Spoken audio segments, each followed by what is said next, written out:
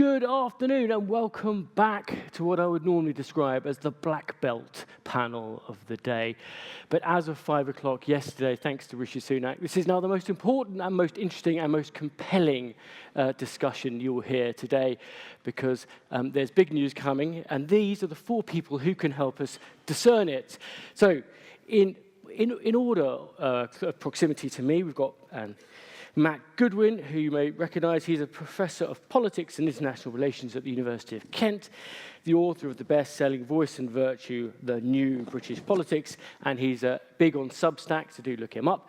Then we've got Camilla Wallace, Millie, who's senior partner at Wedlake Bell, and what she doesn't know about estate planning can't be written. Then next to her, our other tax big hitter is John Barnett, who's tax and private client partner at Burges Salmon, and I'm very grateful you're here today because I'm reliably informed John knows more about non-domiciliary regulations than anybody else in the world.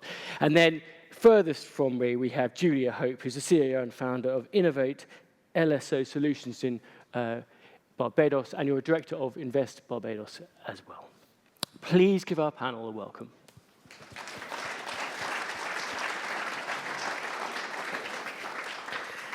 So I know you can all read, but just for the sake of repetition, tax and the future of non-DOMs, what will the next election mean for UHNWs in the UK?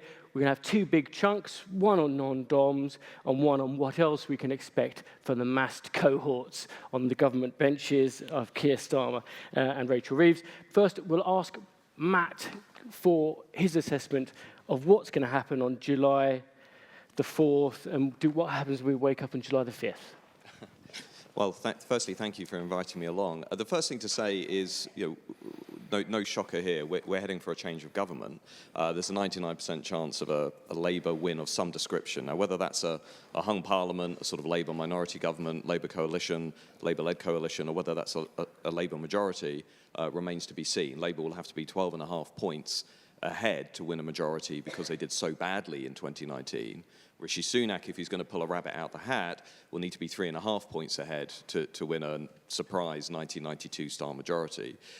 Very, very difficult for him to do that. So let's assume we are going to have a Labour government of some description. I think the first thing is that government's going to be very unpopular very quickly, because we know from the polling, I do a lot of my own polling, we know that the fiscal room for manoeuvre is going to be extremely limited because of our large amount of debt, low growth. We know that Labour will likely have to break its manifesto promises. Taxes will, I think, have to go up. General taxation over the next year or two. We know we're going to see substantial constitutional changes in the country, a reformed House of Lords, votes for 16, some greater push for devolution. So the constitutional architecture of the UK will increasingly become more supportive, I would argue, of centre-left politics going forward. And then on the non-dom issue, I mean, obviously Labour are seeking to use wealth as a political tool, both in terms of the non-dom money, which isn't really a lot that they're going to make from that 2.5 billion, and throw that into public services, and then obviously the private school fees as well. But it's a symbolic gesture, obviously, to the radical left of the party. Not particularly popular, by the way, those policy decisions, particularly increasing essentially fees in private schools. These are not really what most voters want to see, but they will happen, and they'll happen quite quickly. Thank you, Matt. But let me just jump in, because you've avoided the question, one of the answers to the question, which is what you think is going to happen. So what's your best guess on, I mean, I know it's impossible to tell, but do you think the vast, the over 50%, 80% chance of a working majority for Keir Starmer, and off we go? Yeah, so if you look at the results of the local elections, rather than the polling, that would suggest Labour's 8 or 9 points ahead, which is not enough for a majority. So that would be a hung parliament. I talked with number 10 quite a lot. I predicted we were going to have a July election on the Substack, which you kindly mentioned. And I would say, based on the latest forecast, I think Labour will fall short of winning an overall majority, unless, the Conservatives have a completely disastrous campaign. But, they're already on 21% today, so there's not much lower for them to go. So assuming that they'll win back half, at least, maybe even a third, of those disillusioned Boris Johnson voters from 2019, my assumption is the Conservative vote will only go up. The question is by how much. Now, number 10 will tell you the reason they called it is because their internal polling suggests they're only 8 points short of Labour, so their thinking is if they have a good campaign, they can at least minimise losses, and there's something to work with after July the 4th, maybe in the context of some kind of hung parliament. But that's where we are. Just lastly, keep your eyes on global trends as well. So we also have the European Parliament elections next month before we get to the UK general election, and we've got obviously the big US election in November. My prediction this year is that much of the rest of the world is going to move right. We'll see national populists doing very well in the European Parliament elections in France, Austria, and so on.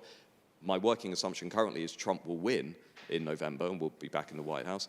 And then I think the UK becomes an outlier, because I think the UK will actually end up moving left in some form, whereas I think much of the rest of the world will actually move right.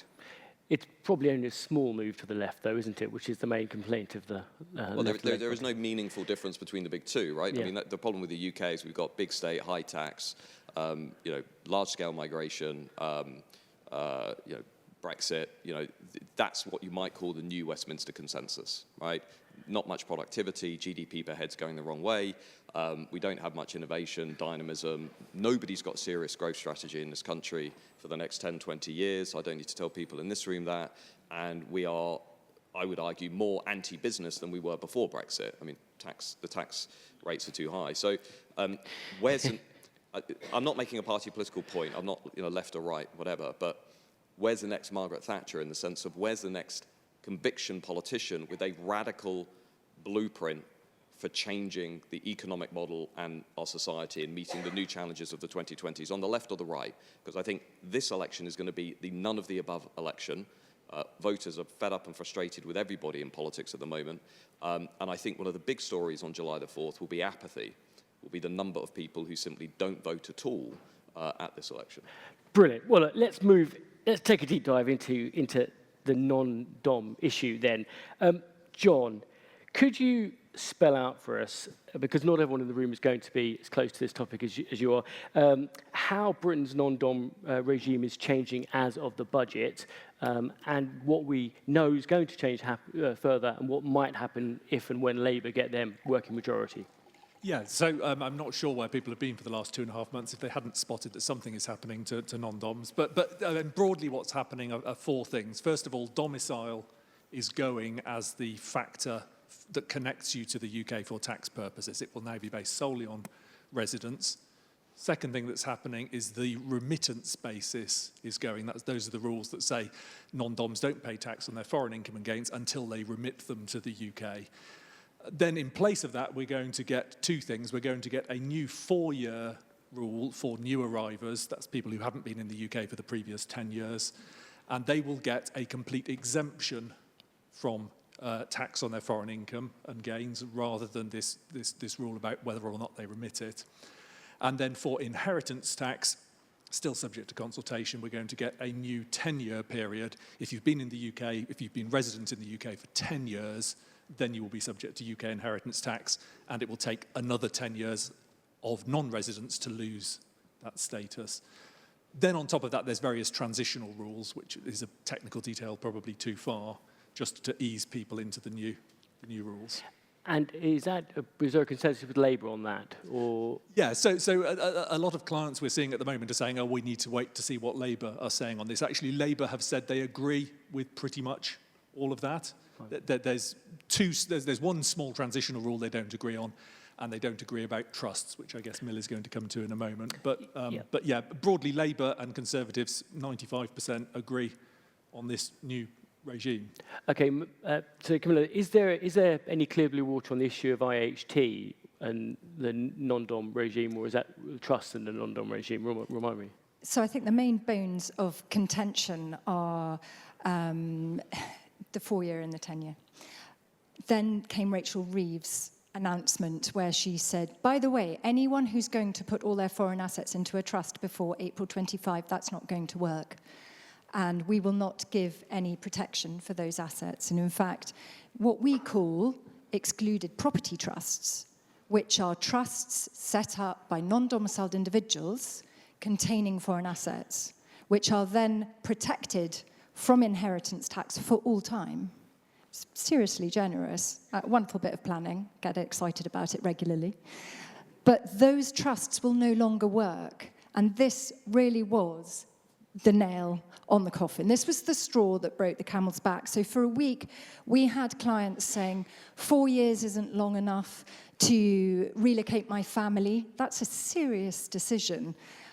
It's not long enough, really, actually, to generate any meaningful wealth, capital generation in the UK. The IHT rules, this 10-year tail, is extremely long and punitive, and how they're going to keep a tab on where people are when they've left the UK. I've got clients who are thinking about leaving. They've been here for 12 years. Imagine they go back to a far-flung part of the world, Africa, Far East, wherever it is, and they die in year 8 with no ties to the UK at all. But apparently, their global assets are subject to inheritance tax. How on earth are the revenue going to enforce that? So the consensus is there for this 9-year exemption window and then a 10-year tail. The clients don't like it. And then Labour said, by the way, excluded property trusts, they're not going to work. So clients are now reviewing everything. Where are they going? Before we get on to kind of client reaction, John, can we have some context on, did we need to change this? I think this has been in the offing since about 2008. Now, some people may say that the UK has had these rules on domicile and remittances for centuries, and that's true, but what used to make them work before 2008 were all the loopholes, if I can use that word. There were so many ways that you could actually bring money into the UK before 2008. The remittance rules didn't work. 2007 party conference, David Cameron proposed a £30,000 charge, and broadly that you could then bring what you liked into the UK. Gordon Brown took that and bastardised it, unfortunately, in 2008 and said, you can pay 30,000, but by the way, you'll pay tax on what you bring to the UK as well. Now, what that means is we've got a really peculiar system in the UK where we say to wealthy foreigners, please come to the UK. By the way, please don't bring your money with you. We then also use this really archaic concept of domicile. I tell the story of how when I was a child, we used to go and stay with my mum's sister for Christmas, and she used to sort of greet us on the doorstep and say, hello, how are you? When are you leaving? And, she was a slightly mad auntie, but actually that's what the domicile system does at the moment to wealthy individuals. We ask them as soon as they arrive, when are you planning to leave? Because if you're not planning to leave, you're not non-domiciled. So we've had this peculiar system where we have the concept of domicile, and then we say to people, by the way, please don't bring your money with you. Now, that has been ripe for change since 2008. I've gone on record several times as saying the UK, no country in its right mind could possibly dream up a worse system than the one we currently have. Well, Jeremy Hunt then did his best, as far as I can see, on March the 6th to dream up a worse system. But yeah, this has been an area that's been ripe for change for some time.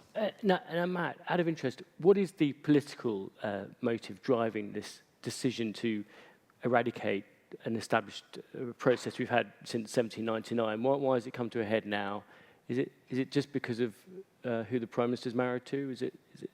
Well, no. Well, I think on the Labour side, just to focus on the political pressure for a minute.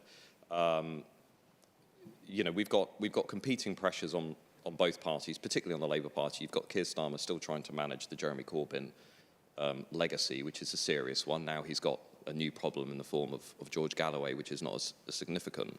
But I think you do generally, over the last 10 years, Britain overall, if you look at British social attitudes among the population overall, over the last 20 years, we've basically been drifting to the centre-left economically as a country. So if you look at, say, the most reliable surveys we have.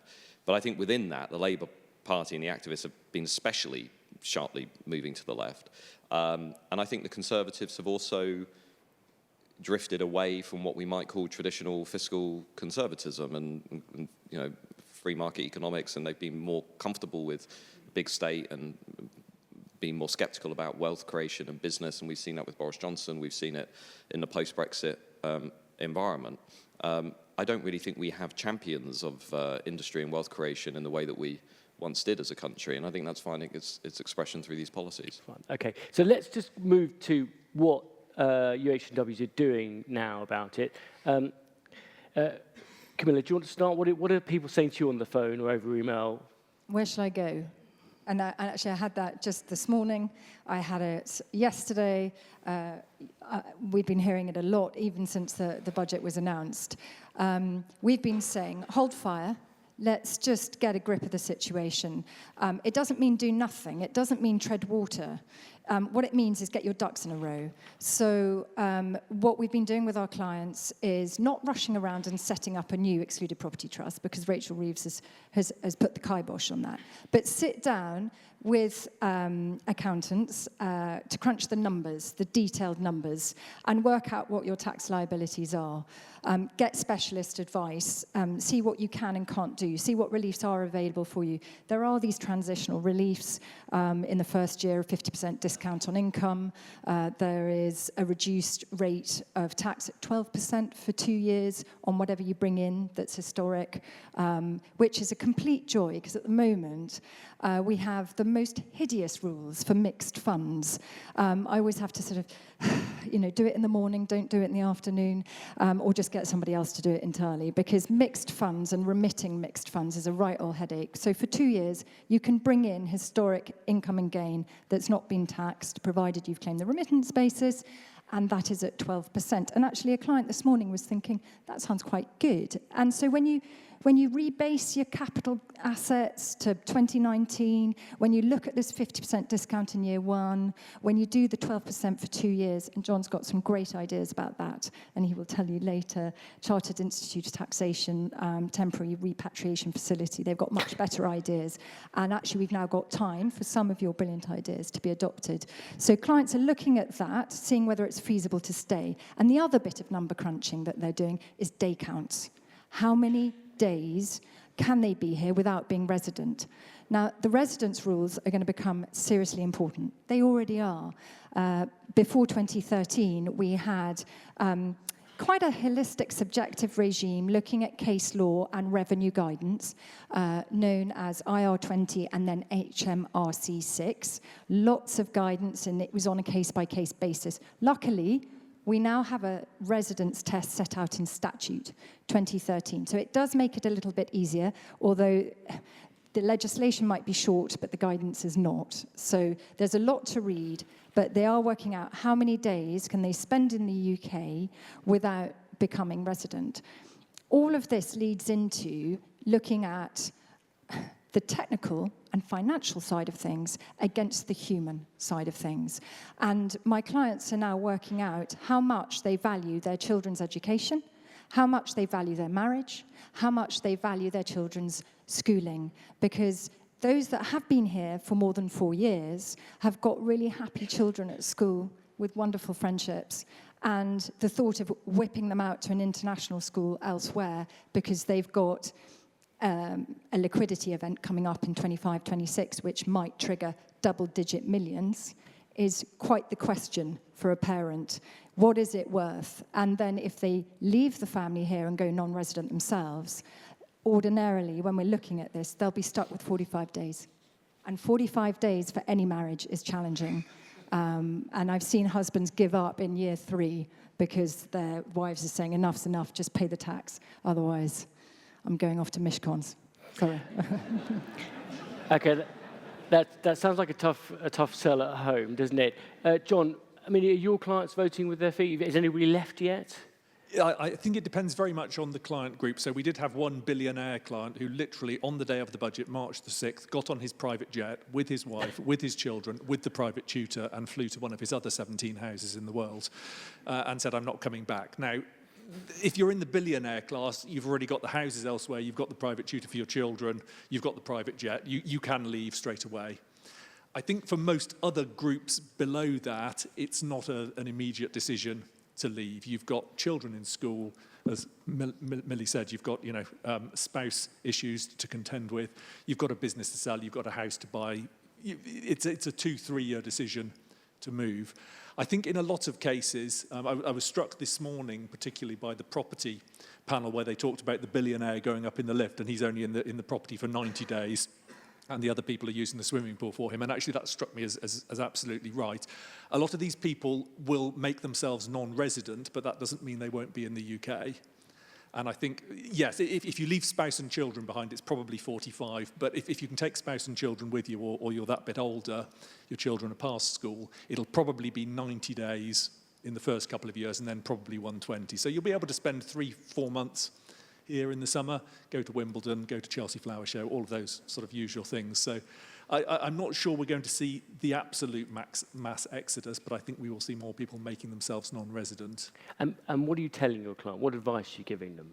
Like Millie, at the moment we're saying hold firm, but we're also saying don't delay and delay and delay and say, oh, well, we need to wait for the legislation because by then it'll be too late. There will be some steps you can take before April 25.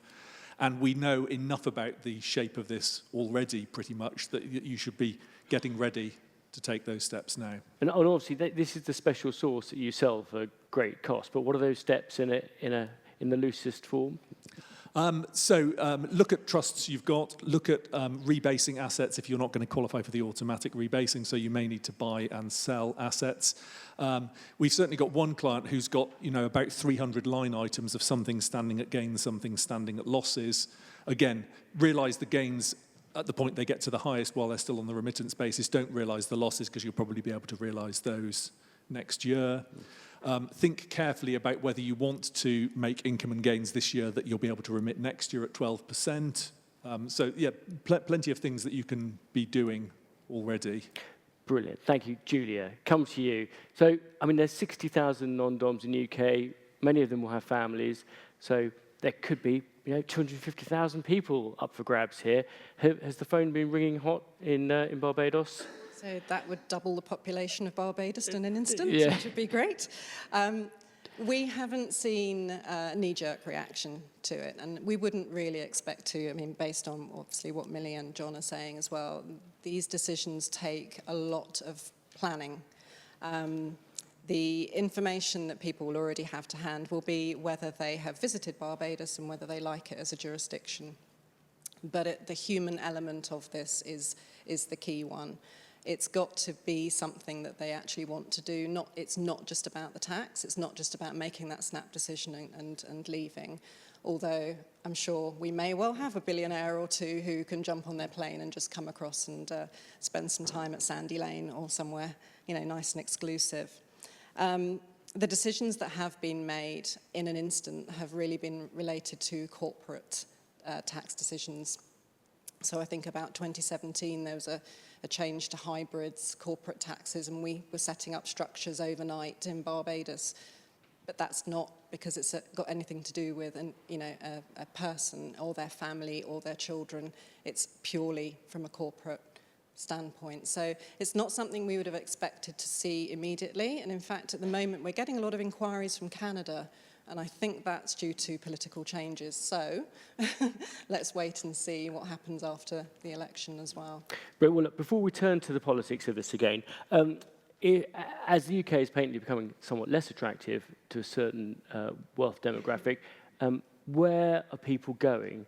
And this is probably one for you, the three of you, first of all. So, Camilla, where are people going? What words, what proper nouns are spilling off their lips as they speak desperately to you on the phone? So when I was asked at midday today, where shall I go, by my lovely Brazilian client who has bought a very expensive house in central London and is now spending millions doing it up, and the thought of having to leave when the property market might take a bit of a tank because everyone else is fire selling their houses was a bit depressing.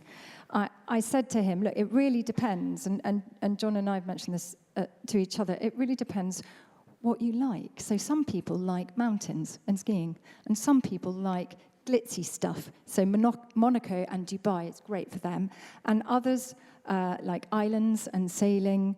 And so you look at the human element of the move, and then you check out what tax breaks they're offering. And some places in Europe have been doing exceptionally well. Portugal have just shut off their regime. But Spain, they've still got got Beckham's rule for those that want to work, the non-lucrative visa for those that don't want to work, and Switzerland have still got a full phase. So it's looking at your client and where they and their family will be happy and what's on offer, and then double-checking their immigration and tax regimes, and also double tax treaties are going to become super important in all of this. Okay, John, so where they're going, or when they want to go, and where do you advise them to go? As Millie says, it's very much up to them what they like. You know, some people love Dubai, some people couldn't think of anywhere worse. You know, so it's very personal. And tax isn't the biggest factor, but if you want to go through the tax system, so Italy is very popular, Switzerland for retired people, Spain. France, even for 8 years for working age people in some cases, Greece, Malta, Cyprus, sort of obvious European destinations. If people want to go to a tax haven, then, you know, so Monaco, Dubai, potentially if people like small island life, you know, then there are lots of options there. The USA, even in some cases, Israel potentially, although obviously not maybe so much right at the moment.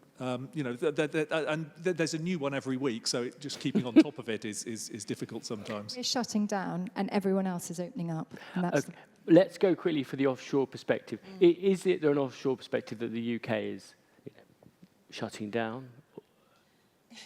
I think the countries are always open for business, and they would welcome with open arms all of the non-DOMs who wish to leave and any future, because I think this is the other aspect, is it's not just the ones that are currently here, it's the planning and deciding to become non-DOM somewhere now.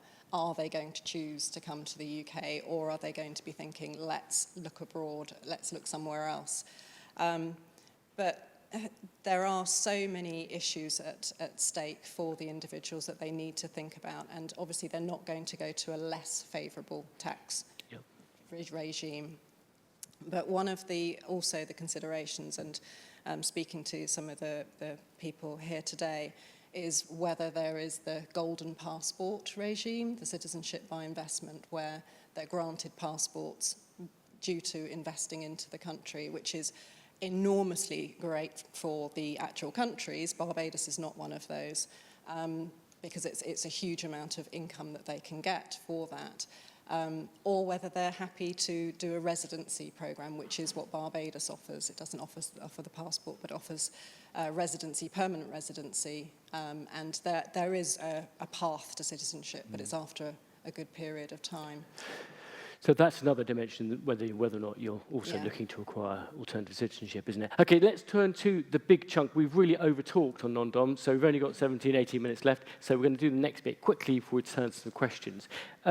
What else is coming down the tracks at us after July the 5th, assuming that Mr. Starmer gets his majority? Rapid fire answers, please. We'll start with you, Matt. What do we know? Under a Labour government, what's going to happen? From a tax perspective, narrow it down. Yeah, I think firstly, it depends. It does depend on what kind of Labour government we've got. If you've got a 97-style Labour government with an enormous majority, then it's going to be bold and it's going to be radical and it's going to be sweeping and there's going to be constitutional changes. There will be tax changes. As I say, taxes will go up and Labour will feel emboldened to do many of the things that it's been talking about, but perhaps hasn't had the political courage to go forward with. One thing that I would urge people to remember, and this isn't a party political point, but Keir Starmer, based on everything everybody who knows him has said, is more radical than he seems, right? So, and we saw glimpses of that during the Brexit referendum, during the Corbyn era. Of course, Keir Starmer told everybody to vote to make Jeremy Corbyn Prime Minister. But I think instinctively he is a lot more radical than the managerial technocrat image that he's trying to cultivate implies. And you can see that in how he's talking about, you know, the city and equity and, you know, potentially some sort of wealth tax in sort of not called or wealth tax, but perhaps presented in a more indirect way. Okay, brilliant. So more radical than we think. Camilla, John. Camilla, do you want to go first? What do we know is coming? Because John's going to give you the lowdown, but I was just going to mention, we know one thing that's going to really hurt my pocket, and that's VAT and school fees. So those of you that do have children in private education, currently primary and secondary education has been VAT-free since 1973, so older than me. And that is all about to change, and they've got to redraft the legislation to make certain eligible bodies no longer VAT exempt, but they've got to do that very carefully so that those genuine charities that are not for profit still get the benefit of VAT exemption. There are also the goods and services that link into education, which also are currently VAT exempt, which then need to be VATable. And I'm talking about boarding, school trips, that kind of thing. So all of it you can overcome. It's just drafting the legislation. But what people are doing is paying up front. And there's a lot of schools that are doing this. They're inviting you to pay up front. Will that work?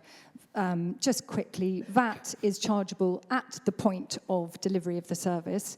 You can issue an invoice in advance, provided the service is clearly identifiable.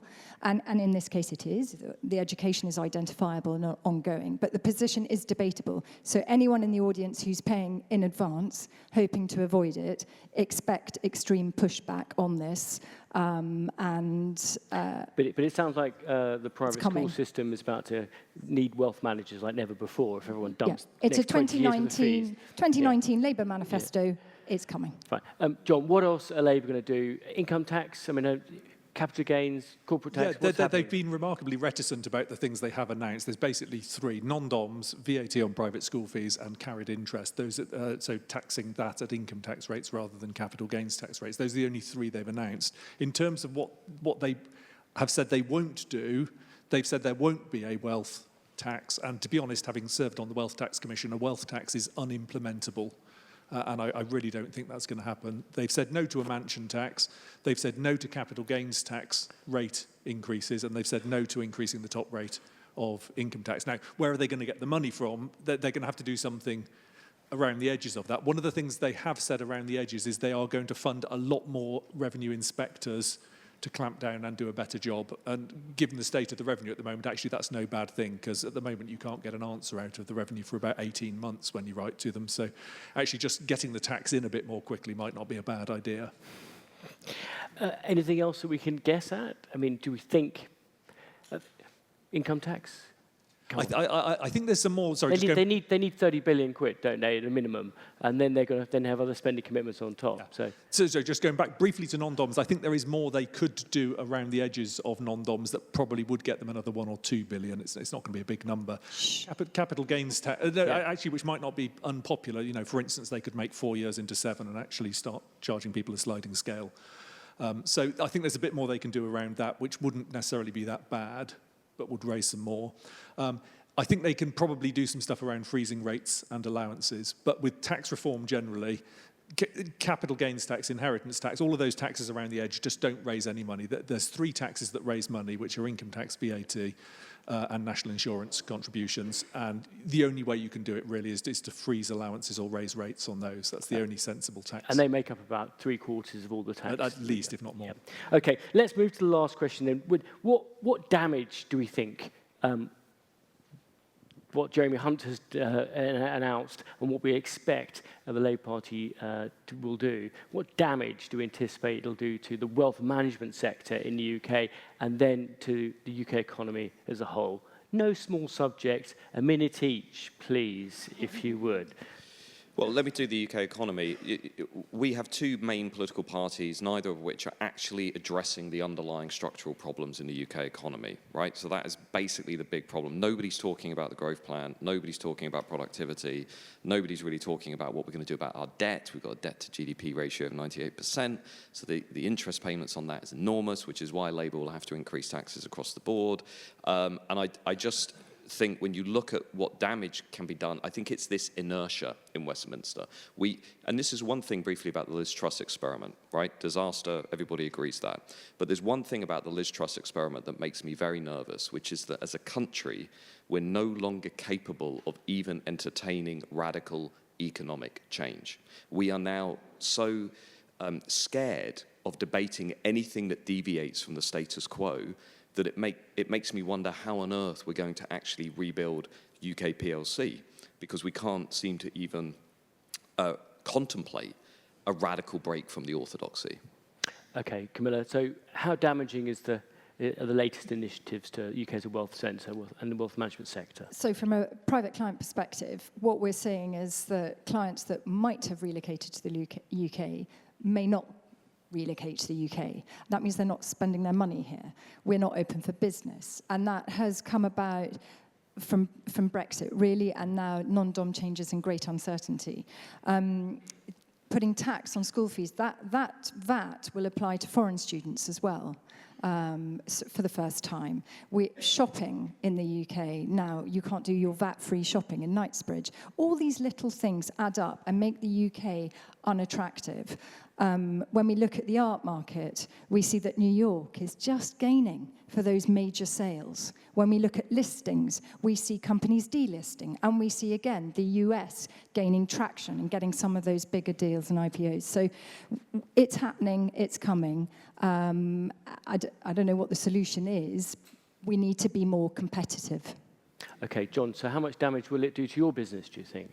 I was going to say I'm not really well qualified to comment on the wider economic thing. I think the UK is declining. I don't think that's in doubt. But I'm going to offer a slightly contrarian view on the non-dom reforms. I think one good thing about an early election is Labour will actually have some time, assuming they get in, to get the legislation through properly, and they won't be in hock to electoral politics and to the tyranny of the Office of Budget Responsibility, which is really what was driving Jeremy Hunt's decision.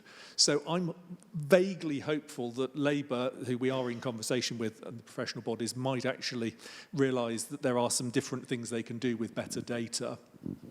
They're going to do something about non-doms, so don't doubt that, but I think there might be some tweaks to it which make it a little bit better. I don't think we are going to see a mass exodus of people straight away. It's going to be a slow drip over time. So don't expect the UK to suddenly lose its attractiveness overnight, but yeah, long-term end of empire decline. We still have fantastic museums and galleries, and Fantastic. And actually London is busy out there. There are tourists everywhere. So now look at this. We've got lots of questions here. So the first question is on whether Labour will enact the non-dom changes as the Labour have, as the Tories have announced. And I think you've just briefed that it's a good chance that they might amend them now if they have time to, if they win the election.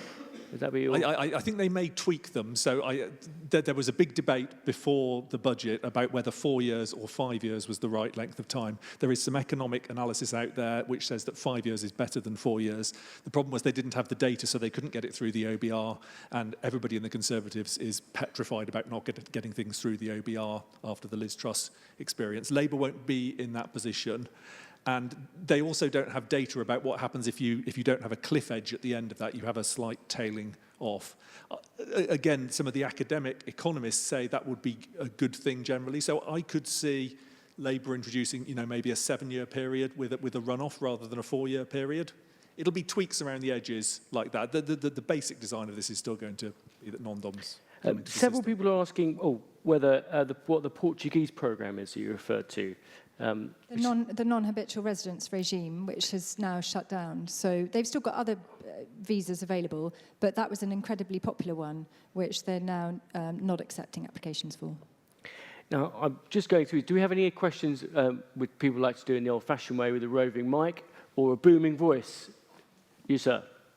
Who was the non-dom that left on the day you announced? He was one of our clients. I couldn't possibly say because it would be confidential. But sorry. Did you give any sort of indications of what sort of person? No, it's the short answer. Any other questions? I did see a hand go.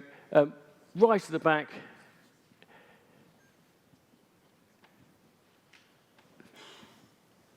Hi, Hugh Wigsell from Farrers. The taxes that Labour might change or bring in, no mention of SDLT. Any thoughts on SDLT hikes for non-residents or additional surcharges? SDLT for non-residents, they've already put the supplementary charge for non-residents plus the supplementary. It gets up to, 18% now for SDLT? There's only so far you can go with that, and there's a law of diminishing returns. So They've just got rid of multiple dwellings relief as well. I think SDLT's had quite a lot of tinkering, so they might leave that alone for the time being. So good news. That would be welcome. One question on Slido, why anybody else decides, oh, yes, your question, please, sir. Are pensions likely to be taxed now, so inheritance tax process for the Labour government? Yeah, it's a fair point. It is a bit of an anomaly that pension funds are generally not there to pay a pension anymore. They're there if you're well advised to inherit. So yes, that could be. But inheritance tax raises very little. Even if you put it on pension funds, it will still raise very little because people find other planning to do. So that's not going to make a big dent in the sums. But yes, that could be something they look at. We've got one question on here, which is someone's asking you for your opinion on the ideal non-dom arrangement, e.g. Italy's 100k flat. Do you have a personal preference whilst we warm up our next question? I think that if they had gone for sort of nothing less than 7 years, 150k a year, something along those lines, I think nice and simple. And also, it's such a good point that John will make every time, and I can't reiterate how good it is. It's a nonsense that we have a regime that encourages you to keep your money offshore. So 150 grand, and bring as much as you like in and spend it here, please. You know, so this was a fantastic opportunity to clean it all up, make it simple, make it competitive. Unfortunately, it is not the latter. And you think a flat rate system such as one in Italy would have been a good approach or a better approach? Yeah. So 7 years is important because that's the length of time a child is at school, and I think there's quite a lot of evidence that people stay after their child's been all the way through a school. Less than 7 years, otherwise it doesn't work. 4 years is much too short, and the academics would agree with that. Yeah, I mean, from our point of view, a flat rate would be great. I think it probably doesn't raise quite enough money, and Jeremy Hunt's announcement was all about just, digging down the back of the sofa to find the extra 2.7 billion he needed for national insurance cuts. So I don't think Labour will be so in hock to the numbers that Jeremy Hunt was. So they could still do something a little bit better. Okay. Matt, just before we finish with a few minutes, could you briefly give us, in a moment ago, you expressed worries that the Labour government might be more radical, or Keir Starmer might be more radical than we know. How, in inverted commas, tough could it get for the sorts of individuals we're talking about? How to what degree could Labour pull the gloves off and really take a swipe at wealth? Or do you think actually they might think it's counterproductive? Well, we're currently seeing a sort of modern-day equivalent of the cocktail party offensive, which Peter Mandelson and Tony Blair oversaw in the late 90s. Rachel Reeves and Keir Starmer are making lots of nice noises about business and,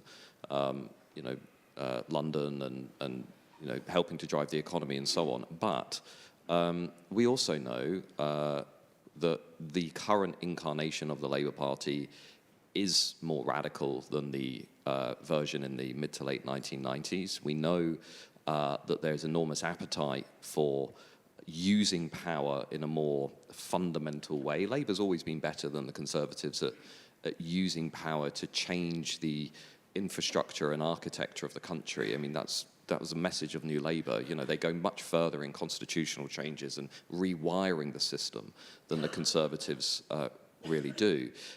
So if they come in with a big majority, then yeah, I mean, I think there will be a very strong push to be as radical as possible.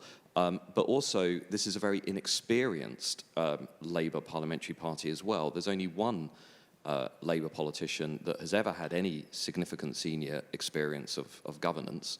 The vast majority of Labour politicians that will be coming in July are very inexperienced. They have very little ministerial experience. And I say that because from inexperience, sometimes comes incompetence, but also generally comes radicalism as well. But might it also be the case that we've reached a point where the system, many believe, as it's currently set up, isn't working terribly well? We clearly need to raise more revenue to pay public services, and we might be heading for a kind of 1988-style reboot of our tax system. Not under Labour. I mean, it depends what kind of reboot you want to see. My concern is that we're just getting more and more entrenched in a big state, heavy state, inefficient state, high tax, high debt, low growth, low productivity economy. And I think we talked about decline earlier on. I think we are, you look at every major problem we have as a country, from social care to the National Health Service to economic growth, we are basically seeing leaders manage decline rather than break the consensus. Okay. So the comparisons with the 70s, high inflation, overloaded state, inefficiency. But again, where's the next radical leader with a very different blueprint? And would that leader even be taken seriously in today's context? Because we didn't have much time for previous leaders that had a radical interpretation of where we should go. Okay, Matt, just because I'd like to finish on a more positive note if we can. Turning to Camilla and John quickly, do you think you get the call from Rachel Reeves, come in and see me, give me some advice on, do you think there's an opportunity for Labour to do positive things with the tax system? Absolutely. And do you think they might? Do you think they could do from what you're... She's given me a call. I say, Rachel, I'm bringing John. Yes. And we're going to make it really attractive.